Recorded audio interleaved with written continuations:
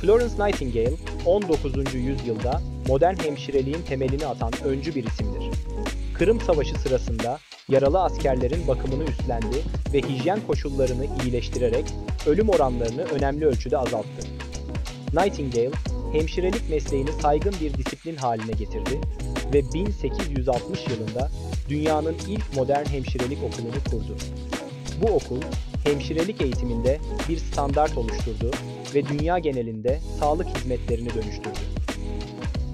Lambalı kadın olarak bilinen Nightingale, insanlık için yaptığı katkılarla tarihe geçti ve modern tıp tarihinde bir sembol haline geldi. Onun çalışmaları, hemşirelik mesleğinin ve sağlık sistemlerinin bugün geldiği noktayı şekillendirdi.